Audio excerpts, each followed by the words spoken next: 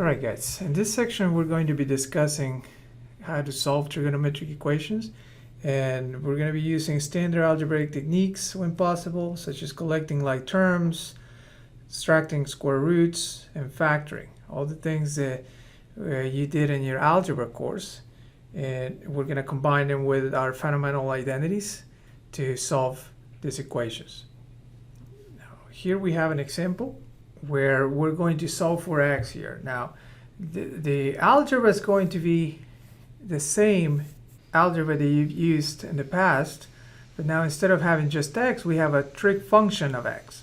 So we're going to start by solving for sine first, and for that we need to combine like terms, right? You see a sine x on the left, a negative sine on the right. Move negative sine x to the left, combine it with the other sine x, move the square root to the other side. That is how we get 2 sine x equal to square root 2, and then solve for sine x. Once you've solved for the sine of x, then we're ready to use our trigonometry here that we've learned in the previous sections. You ask yourself, well, when is sine square root of 2 over 2? And this happens to be a value from the unit circle, so you should be able to quickly identify what it is. And you start thinking about that one revolution from 0 to pi. When is sine equal to square root 2 over 2? Well, sine is positive on the first and second quadrant, and that happens at pi fourths and 3 pi fourths. So if we look at the quadrants here, we know that sine is positive on those 2 quadrants, first and second, and it's square root of 2 over 2 at pi fourths and at 3 pi fourths. Now, because we're not giving an interval for our solutions, there's going to be an infinite amount of solutions here. So we can go around as many revolutions as we want through those angles. That's one angle and that's the second angle. But we can go around clockwise or counterclockwise as many times as we need. So there's going to be really an infinite amount of solutions. To represent all the solutions, we're going to add this expression 2 pi n here, both of our solutions. Because 2 pi is a revolution, and if n is any integer, that's going to cover all the solutions, right? Because integers could be positive or negative. So all the positive solutions counterclockwise, all the negative solutions clockwise. Here we have another example. And here we're going to see how to extract square roots. And we start by isolating our trigonometric function here, moving the 3 to the other side. We divide by 4 on both sides. We get sine squared of x is equal to 3/4. And then finally, we take the square root on both sides because we don't want sine squared, we want just sine of x. If we take the square root on both sides, we get sine x on the left. And remember that when you take square root on both sides, you're going to have this plus or minus here. And square root of 3 is just square root of 3, square root of 4 is just 2. So notice how we get 2 answers here. We have sine of x is equal to square root of 3 over 2, but it's also equal to negative square root of 3 over 2. So keep that in mind. We're going to have to do the analysis for both here. So let's think about the positive answer here first. Sine, when is sine positive square root of 3 over 2? And we just said in the previous example, sine is positive on the first and second quadrant. And square root of 3 over 2 happens to be in the unit circle as well, so we know the answers. We can figure out the angles as well. Sine is square root of 3 over 2 at pi thirds and at 2 pi thirds. Well, we do the same thing for the negative answer. So sine is negative square root of 3 over 2 at 4 pi over 3 and at 5 pi over 3. So third and fourth quadrant there. So we're going to have an answer on each quadrant. Now, notice how the 2 pi over 3 and 5 pi over 3 are exactly pi apart, and so are pi thirds and 4 pi thirds. They happen to be exactly pi apart. So instead of having 4 answers plus 2 pi n, we can combine, just to make it a little simpler, 2 of these answers into 1. And pi thirds, instead of adding 2 pi n, I'm going to add pi n because I have another answer exactly pi from pi thirds. And I'm going to repeat that pattern over and over again. In the same way, for the other two answers, I can just write those two and all the infinite amount of answers that I have there as 2 pi thirds plus pi n. Instead of every revolution, every half of a revolution, I'm going to have an answer there. Okay, here is another example where we're going to be practicing factoring. We want to start by moving everything to one side of the equation and letting 0 be on the other side. So this is usually what we do. Remember in your algebra when you had a polynomial expressions, you would move everything to one side so that you can factor your polynomial. With a similar idea here. I mean, we don't have polynomials, but we have polynomial-like expressions. And once we have everything to one side, you see how to, they both have sign in common, factor that out, end up with two factors equal to 0. We set each factor equal to 0, and we get the sine of x is equal to 0 from one side, and sine of x is equal to 2 from the other factor. Now from there, we're going to just use our trig to figure out x here. So when is sine equal to 0? And that's from our unit circle here. All right, well, sine, if you think about the first revolution, is equal to 0 at 0 and at pi. But because it's going to keep repeating, right? If you keep going, technically you're going to have sine is equal to 0 at 2 pi, at 3 pi, 4 pi, and so forth. So it's going to repeat every pi.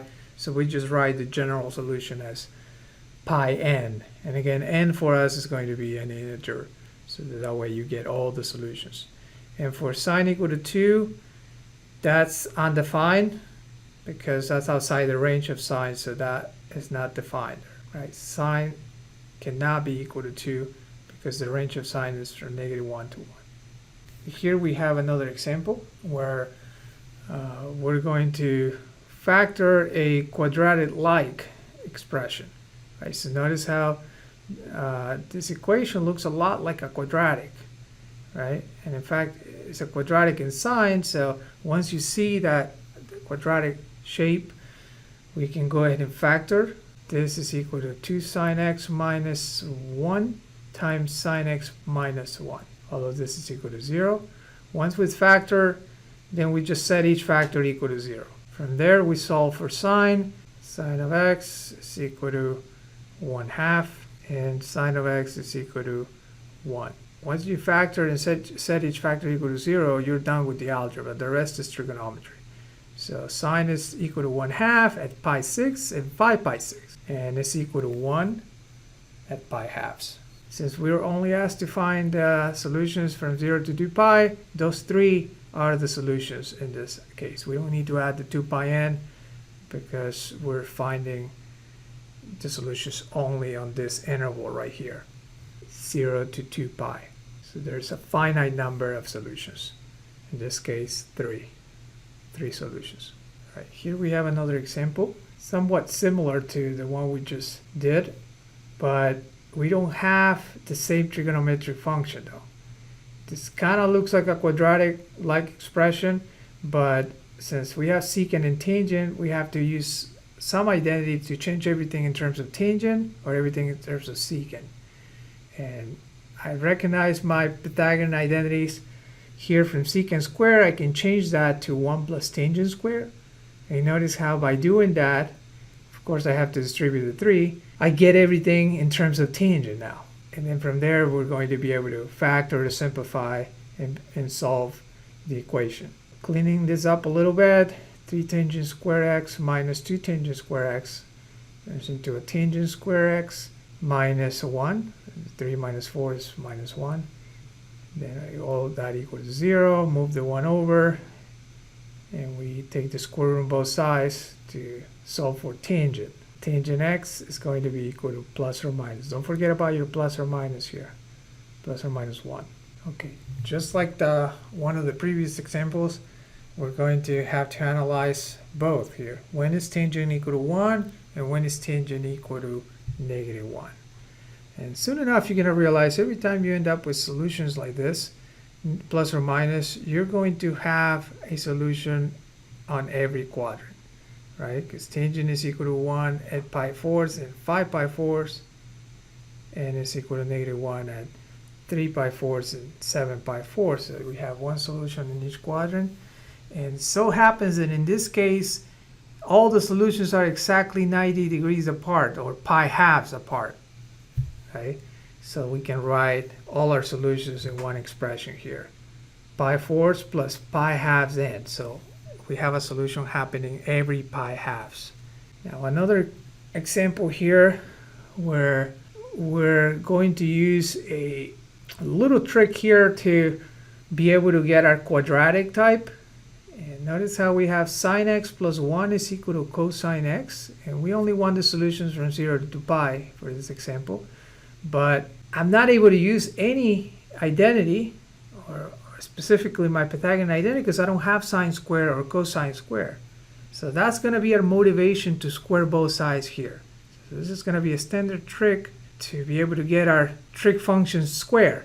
So once you've squared both sides, remember we can do that on an equation as long as we do it to both sides of the equation. Sine x plus 1 all over square. Make sure you distribute correctly. You're going to get sine square x plus 2 sine x plus 1. And then on the right side, cosine square, I can change that using my Pythagorean identity to 1 minus sine square. And I do that so that everything is in sine, right?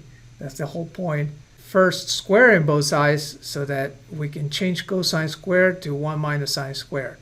That way I can combine, right? Move everything to one side and then let 0 be on the other side. And I end up with a quadratic here that we can factor. That is how 2 sine x, it's in common here for both terms. So we factored it out, getting 2 sine x times sine x plus 1. All of that equal to 0. Set each factor equal to 0.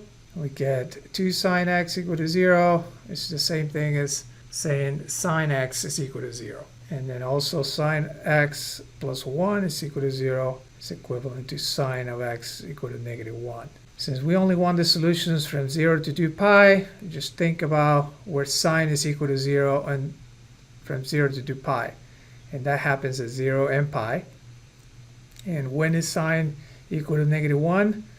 That's at 3 pi halves. And there we have it. Now, in this particular example, you have to be very careful because since you square both sides at the beginning to be able to solve it, you could potentially be adding extra solutions, or what we call extraneous solutions. So for that reason, we need to check our solutions here at the end and make sure that they actually work in the original equation. Remember, our original equation is sine x plus 1 equal to cosine x. Okay, so we're going to check all 3 solutions here at the end, starting with 0. If you plug the 0 into our equation here, sine of 0 plus 1, is that equal to cosine of 0? Well, let's see. Sine of 0 is 0, plus 1 is 1. That is equal to 1, which is cosine of 0. So then that checks out. 0 is a solution. Okay, we're going to do the same thing for the other 2 and make sure that they're actual solutions of this equation. Okay, so checking for pi. Sine of pi plus 1, is that equal to cosine of pi? All right, well, sine of pi is 0, plus 1 is 1. Cosine of pi is -1. So then 1 is not equal to -1. Okay, so then pi is really not a solution. Lastly, we check 3 pi over 2. Sine of 3 pi over 2 is -1. -1 plus 1 is 0. That is cosine of 3 pi over 2, so that checks out. So the pi is not a solution here, so we take it out. The only 2 solutions are 0 and 3 pi over 2. Here we have an example with multiple angles. The way you're going to solve this is the same way you've been solving any other equations here. We're going to isolate our trig function. In this case is sine of 2x. Move the square root of 3 to the other side. Divide by 2 and we get this. Now because 2x is the angle, we need to use our trig now here, right? So when is sine square root of 3 over 2? That's from the unit circle. Our angle is 2x. So this angle is going to be pi over 3. And remember, sine is also positive on the second quadrant. So we have that 2x is also equal to 2 pi over 3. And since we don't have an interval here, we're finding all solutions. We need to add 2 pi n to both of our answers here. Now remember, we're still finding x here, but you want to do this first because 2x is your angle. So once you've taken care of the sign, and you have 2x equal to pi thirds and 2x equal to 2 pi thirds with the 2 pi n, now you can solve for x by dividing both sides by 2. Once you do that on both of these, you get your final answer for x. X is equal to pi 6 plus pi n, and x is also equal to pi thirds plus pi n. Here's another example with a multiple angle where the multiple is 1/2. Notice how your angle is x over 2. You're going to start by solving tangent of x over 2. So isolate that, move the 2 to the other side, divide both sides by 2. We get the tangent of x over 2 is equal to 1. And then use your trig to figure out what the angle is equal to. Remember here your angle is x over 2. So when is tangent equal to 1? That happens at pi fourths and 5 pi fourths. But since they're both pi apart, and that's going to continue in that pattern, we can just put those two answers into one here by doing pi fourths plus pi n. Once you've taken care of the tangent, now you can solve for x by multiplying both sides by 2, and we get that x is equal to pi halves plus 2 pi n. Here we have an example where we're going to get to use our inverse functions that we've seen in previous sections. Not everything is going to be as nice as the previous examples where we've been able to use the unit circle. So when we're not able to use the unit circle, we're going to get to use our inverse functions. So here we have a quadratic-like equation. So we start by factoring this left side of this equation, and notice how we have a quadratic and tangent. So then we just want to make sure we get the right factorization here. If it's factorable, we're going to get 2 factors in this way, and then we still have all this equal to 0. And notice how we have our leading coefficient here is 4. So we're going to have to make sure that we find the right combination here. And remember, you can always verify your 2 factors by distributing everything and making sure that it's in fact your original expression. We get that factorization is 4 tangent x minus 3 times tangent x plus 2. All of that equal to 0. Okay, once you get your factors, you can go ahead and set each factor equal to 0. And we get 4 tangent x minus 3 equal to 0, tangent x plus 2 equal to 0, and then solve for tangent for each one. Tangent x is equal to 3 over 4, and tangent x is equal to negative 2. Okay, notice how 3/4 and negative 2 are not values from the unit circle. So here's where we're going to get to use our inverse trigonometric functions, because we can still solve this, but we're going to have to use our tangent.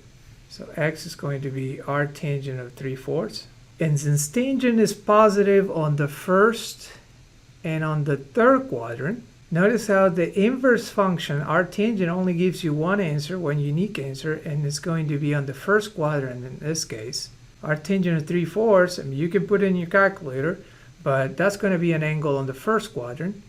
Well, we're going to have another solution pi from there, exactly from where our tangent of 3/4 is, and that's going to repeat infinitely, in both directions. So if we add pi n here, that will give us all our solutions. Our tangent of 3/4 plus pi n. Now in the same way, we're going to get the other part of the solution here. Is x is equal to our tangent negative 2. And in the same way, we're going to have every pi from that r tangent of negative 2 angle, we're going to have every pi, we're going to have a solution. So that's why we add the pi n. And remember, n is an integer here. One last example here. We have another quadratic-like expression or equation, and we want to find the solutions in the interval from 0 to 2 pi. Notice how the leading coefficient here is 1. And if we try to factor this, it shouldn't take us long to realize that this is not factorable, not in the real. So remember in algebra you had another method for solving a quadratic when it wasn't factorable, and that was the quadratic formula. So that's exactly what we're going to do. Now if you remember the quadratic formula here, negative b plus or minus the square root of b squared minus 4ac divided by 2a, where a, b, and c were your coefficients, right, from your quadratic. Okay. Now notice how this quadratic is going to solve sine of x. Because this is a quadratic in sine, we're finding sine of x first. So sine of x is going to be equal to negative 2 plus or minus the square root of 2 squared minus 4 times 1 times negative 1. Again, I'm just plugging in my values for my equation. A is 1, b is 2, c is negative 1, right, from the equation there. Cleaning this up a little bit, we're going to get negative 2 plus or minus square root of 8, all of that divided by 2. Square root of 8 is 2 square root of 2. So then those 2's are going to cancel out, or we can factor out a 2 in the top and cancel the 2 in the bottom with that one, getting 1 plus or minus square root of 2. So this is what sine of x is equal to. Right? And remember, the plus or minus represents two answers here. So we're going to have to separate it and come up with the solutions here for each one here. So sine of x is equal to negative 1 plus square root of 2. Now, of course, this is an irrational number here, so it's not from the unit circle. So we're going to have to use our inverse trig here function, arc sine. And since negative 1 plus square root of 2 belongs to this interval, negative 1 to 1, in other words, it's in the range of sine, then there's going to be an answer, right? So we can put it in our calculator and get that answer, but we're going to leave it in terms of arc sine here. We don't need to compute the actual value. I mean, you can, but this is going to exist. Since it's in the range of sine, arc sine of negative 1 plus square root of 2 would be the answer here for x. And in the same way, we do sine of x is equal to negative 1 minus square root of 2. And that number is not in the range of sine. So then we're not going to get any solutions from this part. And if you try to do it in your calculator, you're going to get an error. It's not going to be possible, right? Because negative 1 minus square root of 2 is not in there. Now, since we want the solutions from 0 to 2 pi, we're missing one solution here. Remember that arc sine is going to give you one unique solution. And if you were to put that in your calculator, you'll get some approximation of some angle. Now, negative 1 plus square root of 2 happens to be positive. So then if you did that in the calculator, arc sine of that, you're going to get an angle in the quadrant 1 there, right? So if we put it here in our sketch, this is arc sine of negative 1 plus square root of 2. But remember, the sine is also positive on the second quadrant, right? So there's going to be another answer there. So we're going to represent that by doing a little bit of analysis here. Think about the angle arc sine at negative 1 plus square root of 2, right? This angle right there is the same, that reference angle. Those, I'm labeling them as theta here. So if I want to find the second quadrant angle, wouldn't that be equivalent of taking pi, which is 180 degrees, and subtract that theta there, which is really my arc sine of negative 1 plus square root of 2. So that would be my second solution here. Pi minus arc sine of negative 1 plus square root of 2. And there we have it.